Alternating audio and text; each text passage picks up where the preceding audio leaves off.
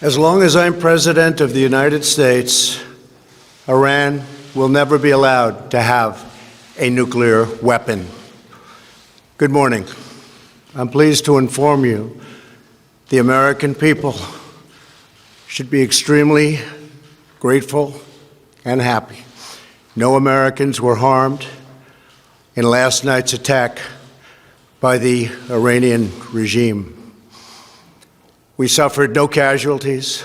All of our soldiers are safe, and only minimal damage was sustained at our military bases. Our great American forces are prepared for anything. Iran appears to be standing down, which is a good thing for all parties concerned and a very good thing for the world. No American or Iraqi lives were lost because of the precautions taken, the dispersal of forces, and an early warning system that worked very well. I salute the incredible skill and courage of America's men and women in uniform. For far too long, all the way back to 1979 to be exact, nations have tolerated Iran's destructive and destabilizing behavior in the Middle East and beyond. Those days are over. Iran has been the leading sponsor of terrorism, and their pursuit of nuclear weapons threatens the civilized world. We will never let that happen. Last week, we took decisive action to stop a ruthless terrorist from threatening American lives.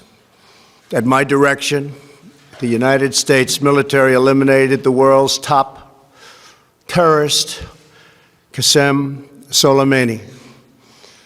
As the head of the Quds Force, Soleimani was personally responsible for some of the absolutely worst atrocities. He trained terrorist armies, including Hezbollah, launching terrorist strikes against civilian targets.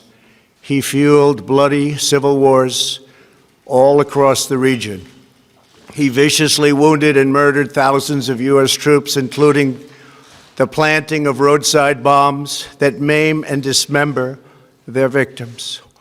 Soleimani directed the recent attacks on U.S. personnel in Iraq that badly wounded 4 service members and killed 1 American, and he orchestrated the violent assault on the U.S. Embassy in Baghdad.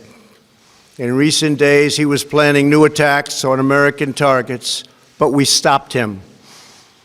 Soleimani's hands were drenched in both American and Iranian blood. He should have been terminated long ago. By removing Soleimani, we have sent a powerful message to terrorists. If you value your own life, you will not threaten the lives of our people. As we continue to evaluate options in response to Iranian aggression, the United States will immediately impose additional punishing economic sanctions on the Iranian regime. These powerful sanctions will remain until Iran changes its behavior. In recent months alone, Iran has seized ships in international waters, fired an unprovoked strike on Saudi Arabia, and shot down 2 U.S. drones.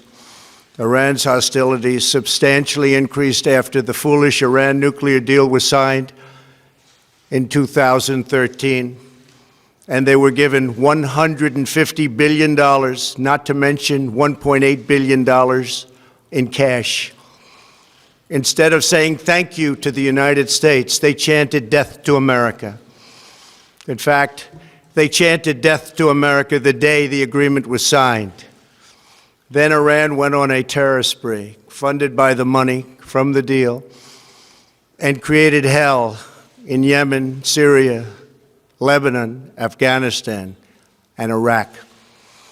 The missiles fired last night at us and our allies were paid for with the funds made available by the last administration. The regime also greatly tightened the reins on their own country, even recently killing 1,500 people at the many protests that are taking place all throughout Iran. The very defective JCPOA expires shortly anyway and gives Iran a clear and quick path to nuclear breakout. Iran must abandon its nuclear ambitions and end its support for terrorism. The time has come for the United Kingdom, Germany, France, Russia, and China to recognize this reality. They must now break away from the remnants of the Iran deal, or JCPOA. And we must all work together toward making a deal with Iran that makes the world a safer and more peaceful place. We must also make a deal that allows Iran to thrive and prosper and take advantage of its enormous untapped potential. Iran can be a great country. Peace and stability cannot prevail in the Middle East as long as Iran continues to foment violence, unrest, hatred, and war. The civilized world must send a clear and unified message to the Iranian regime. Your campaign of terror, murder, mayhem will not be tolerated any longer. It will not be allowed to go forward. Today, I am going to ask NATO to become much more involved in the Middle East process. Over the last 3 years, under my leadership, our economy is stronger than ever before, and America has achieved energy independence. These historic accomplishments change our strategic priorities. These are accomplishments that nobody thought were possible. And options in the Middle East became available. We are now the #1 producer of oil and natural gas anywhere in the world. We are independent, and we do not need Middle East oil. The American military has been completely rebuilt under my administration at a cost of $2.5 trillion. U.S. armed forces are stronger than ever before. Our missiles are big, powerful, accurate, lethal, and fast. Under construction are many hypersonic missiles. The fact that we have this great military and equipment, however, does not mean we have to use it. We do not want to use it. American strength, both military and economic, is the best deterrent.